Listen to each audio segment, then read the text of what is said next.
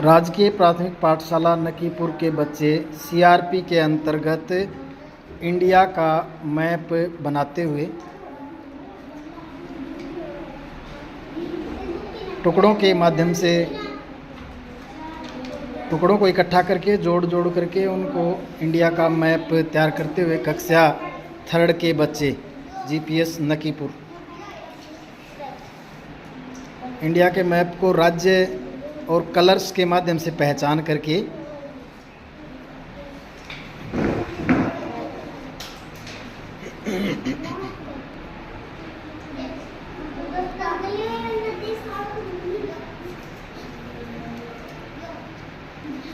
सभी बच्चों ने कार्ड्स के टुकड़ों को